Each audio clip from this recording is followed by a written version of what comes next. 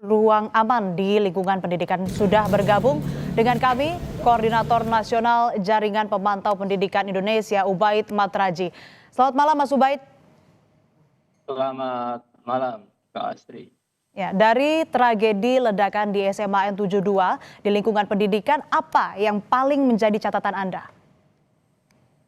Catatan kami terkait dengan beberapa peristiwa belakang ya, khususnya terkait dengan perundungan. Jadi kami selalu melakukan pemantauan dari tahun ke tahun terkait dengan kasus kekerasan di sekolah ya. Jadi tren kekerasan di sekolah dari tahun ke tahun sampai terakhir ini 2025 belum ada tanda-tanda penurunan kasus ya.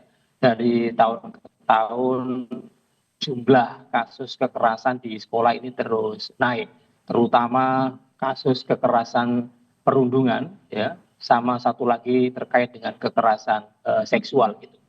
Kemudian yang kedua, sampai saat ini ya berbagai upaya yang dilakukan oleh pemerintah termasuk pendirian Satgas Pencegahan Kekerasan di provinsi, kemudian kabupaten kota, sampai di sekolah-sekolah ada TPPK, Tim Pencegahan dan Penanggulangan Kekerasan, belum efektif untuk mencegah kasus kekerasan ini terjadi terus di lingkungan sekolah. Dan catatan kami yang ketiga adalah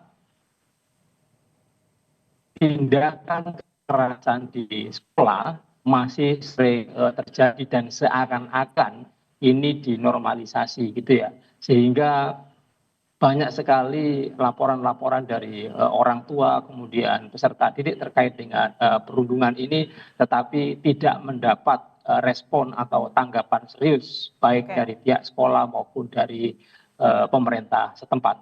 Karena itu ini mestinya jadi alarm ya, kita semua kita punya masalah yang serius, khususnya bagaimana menciptakan ruang yang aman bagi anak-anak di sekolah.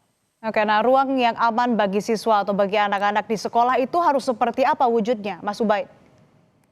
Iya, ini sangat serius sekali ya. Beberapa tahun JPPI melakukan survei indeks layanan pendidikan. Nah, salah satu indikator yang paling buruk adalah soal safety learning environment ya. Jadi lingkungan sekolah kita itu belum ramah terhadap anak.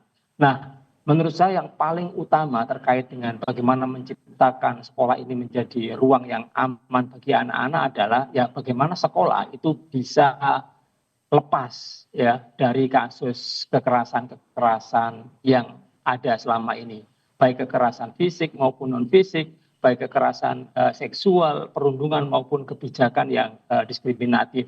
Nah, menurut saya sampai saat ini belum ada TPPK di level sekolah yang menerapkan ya, misalnya safety early warning system ya, soal peringatan dini kalau misalnya ada dugaan adanya kasus kekerasan ini dilaporkan kemana. Kemudian yang kedua, tidak ada juga sistem soal bagaimana perlindungan terhadap saksi dan juga korban. Seringkali ketika korban melaporkan, justru mereka diintimidasi oleh pelaku ataupun pihak-pihak lain.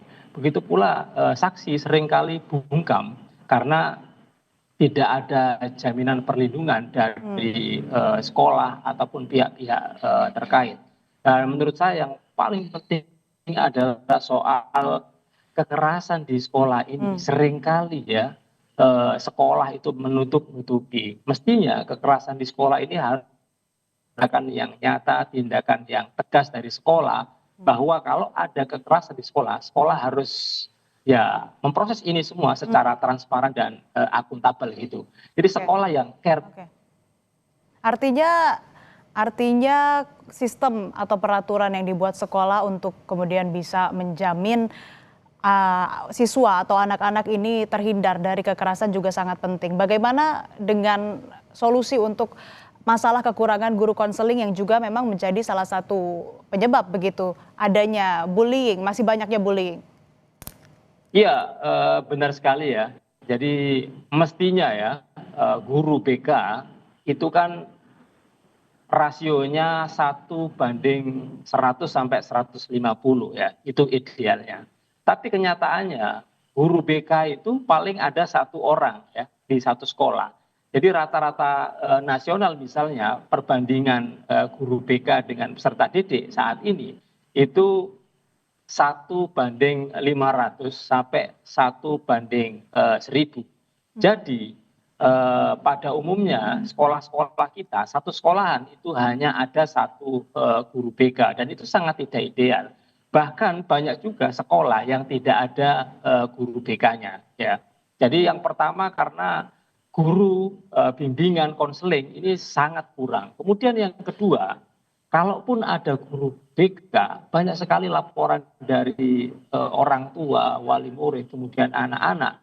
Justru guru BK ini tidak mampu memberikan pendampingan, perlindungan kepada anak. Justru guru BK ini menjadi pelaku kekerasan, ya, baik kekerasan perundungan maupun kekerasan seksual. Ini artinya apa? Selain kita kekurangan guru BK, ternyata guru BK yang ada di sekolah-sekolah itu juga kualitasnya masih rendah. Justru menjadi pemicu kasus-kasus kekerasan yang ada di sekolah. Itu yang kita hadapi hari ini. Oke, perbaikan sistem di sekolah juga penting. Selain itu tadi disebutkan juga oleh Mas Ubaid, deteksi dini atau early warning penting dilakukan dan sekolah harus menyelesaikan, bukan membiarkan perundungan. Tapi yang juga tak kalah penting adalah bagaimana kemudian membentuk ekosistem lingkungan yang aman untuk anak, untuk siswa di sekolah. Terima kasih Koordinator Nasional Jaringan Pemantau Pendidikan Indonesia, Mas Ubaid Matraji telah bergabung bersama kami di Kompas Malam. Sehat selalu. Terima kasih.